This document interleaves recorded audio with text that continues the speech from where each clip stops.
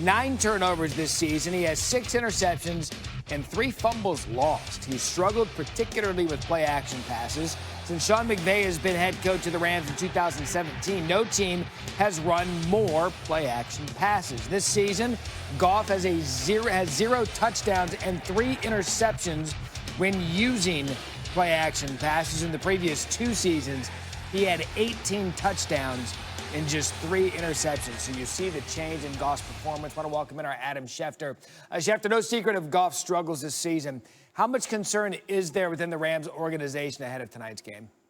Matt, so much so that exactly 1 month ago today, the Rams signed Jared Goff to a $134 million contract extension that included $110 million guaranteed. So, listen, it's not the start that they've wanted from Jared Goff, but it's not the start that they've wanted from this team. They lost on Sunday to a Tampa Bay team where they were in situations where they had to throw the ball. Tampa Bay teed off on them. The offensive line struggled.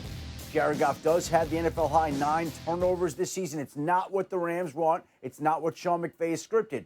But again, it's a quarter of the way through the season. If this were to continue over the course of a full season, yes, their concern would be greatly heightened. But I think it's just too early to be overly alarmed at this point. Yep, just turned the calendar to October as we move ahead to Week 5. What else are you keeping your eye on, starting with Jalen Ramsey?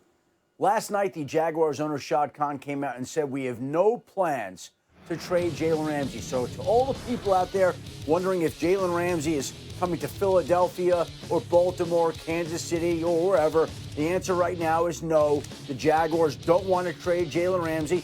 Meanwhile, he's not practicing for the team, and so the dance and the stare down between the two sides continues. Meanwhile, we wait for a quarterback decision from the Washington Redskins. Case Keenum, the veteran, did not practice yesterday with his foot in a walking boot, and Dwayne Haskins is coming off a performance in which he struggled. Colt McCoy is the guy to watch. He's back at practice. He's physically ready, and Jay Gruden loves Colt McCoy. Wouldn't be a surprise to see him start on Sunday. Sam Darnold also back at practice yesterday in a red jersey. Not clear for contact yet due to mono, but the Jets are still hopeful that he'll be able to be out there on Sunday playing for the first time in about a month since he was diagnosed with mono. We'll see whether or not that spleen gets cleared later this week. And the Kansas City Chiefs had the return of Tyreek Hill yesterday at practice. Got a positive test on his shoulder that he injured in Week 1 against Jalen Ramsey and the Jacksonville Jaguars.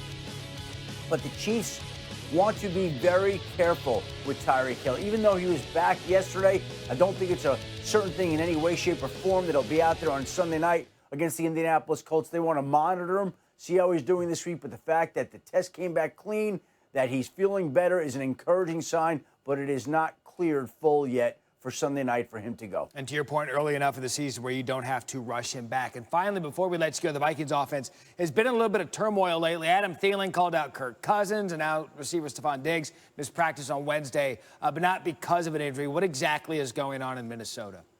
Well, he missed it for personal reasons, and clearly Stephon Diggs is upset about something that has remained private.